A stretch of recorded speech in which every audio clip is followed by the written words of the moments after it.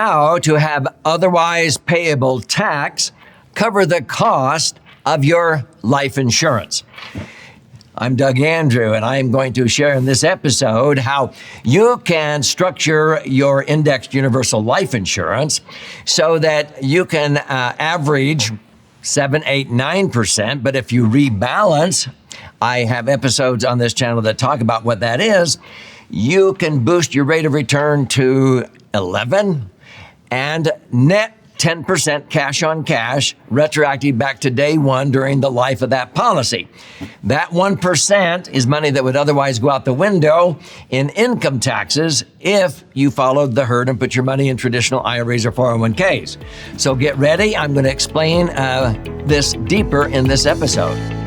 So I'm Doug Andrew. I've been a financial strategist and retirement planning specialist now for 5 decades, helping thousands of Americans prepare for a comfortable retirement by optimizing their assets, minimizing taxes, and helping them be immune from the negative impact of taxes, inflation, and market volatility when they retire. Now, at retirement planning is something totally different than what you maybe did for retirement.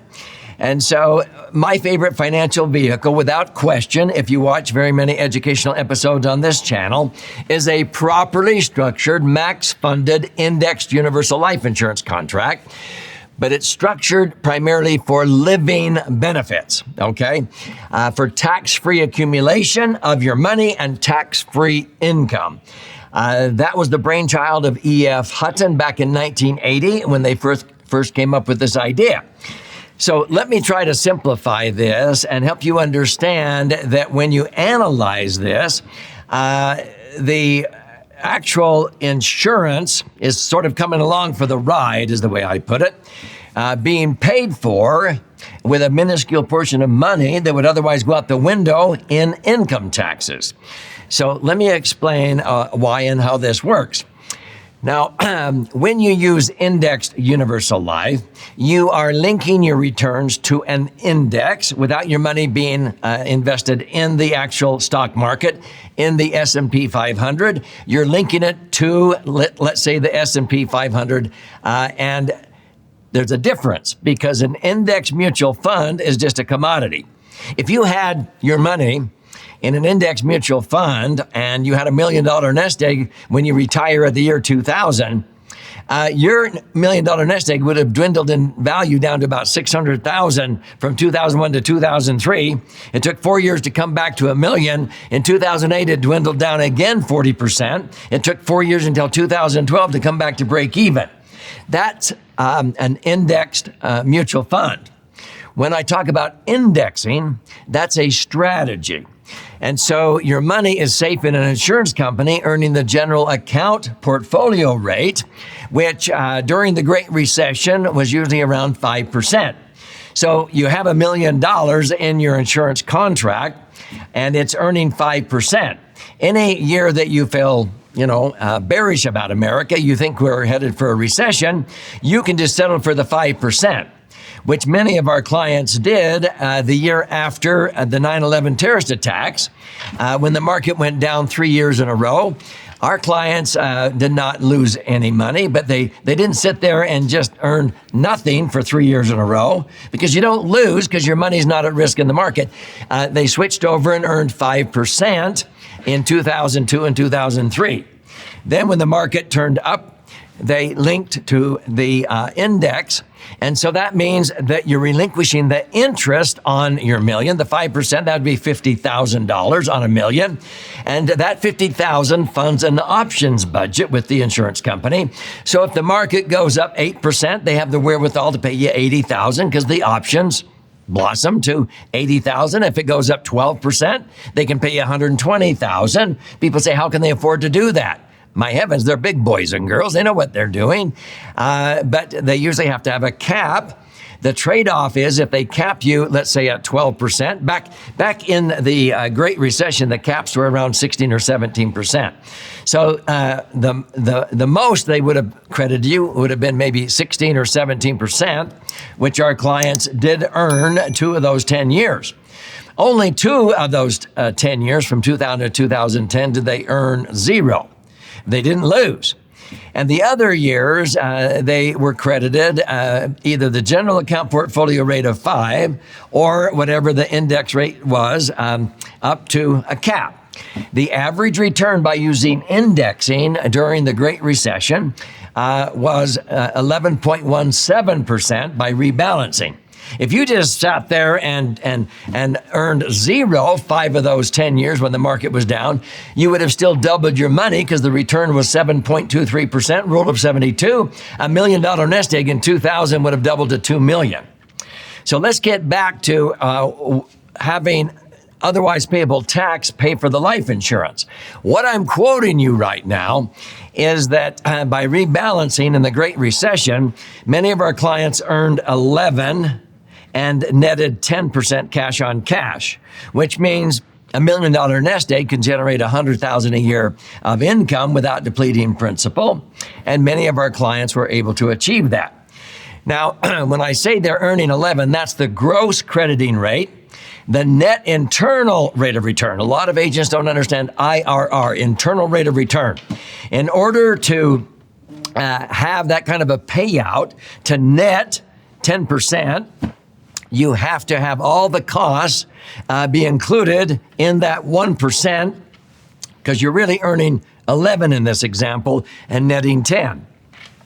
If you earn 9, you net 8. I don't care what it is, but let me put it this way. Many people who have money in the market, Dalbar says that the average return, if you bought and held, would be about 9.14%. So if you have money in the market in the S&P and you average 9, that's okay. But if you accumulate $1 million nest egg and it's earning 9%, theoretically, you ought to be able to withdraw about $90,000 a year without depleting your $1 million. But you're not going to be able to buy gas and groceries with that full $90,000. You pull out $90,000 and you have to pay federal tax, and in 41 out of 50 states, you have to pay a federal tax, the state income tax. And so between federal and state income tax, many Americans, especially Californians, are paying at least 1/3 of what they access out of an IRA or 401k in taxes. So if you're earning 9, you only net 6. You pull out $90,000, you pay $30,000 in tax, you're netting $60,000 a year or $5,000 a month to buy gas and groceries, prescription and golf green fees.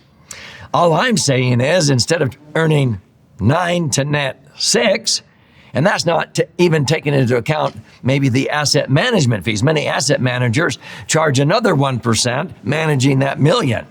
So you're earning 9 and netting only 5. I'm saying in an index universal life, I have been able to earn 9.62% since 1980, okay? If I earn 9.6, I net 8.6. I would rather earn 9 and net 8 than have to earn 9 and net 6. Does that make sense? That 1%, with IUL, that 1%, that's not tax. That's money that if I followed the herd and put money in traditional IRAs or 401ks, I would be paying that in taxes and a lot more than that. So my message is, I would rather earn 9 and net 8 than have to have my money in the market in IRAs or 401ks and earn 9 and only net 5 or 6. In actuality, by rebalancing with IUL, I've been able to earn 11 and net 10. What does that mean? It means if you had your money in the market, you would have to earn 15 or 16%, which is pretty risky, in a tax-deferred IRA or 401k in the market to net 10% after taxes and fees. Wow. That 1% difference is money that would otherwise go out the window in taxes.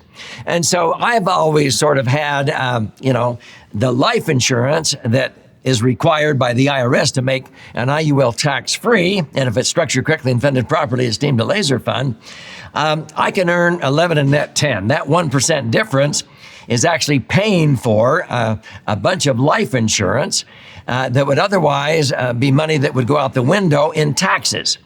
So I tell people, I'll let Uncle Sam sort of indirectly cover the cost of my life insurance all day long. Let me put it this way. We don't object to insurance benefits.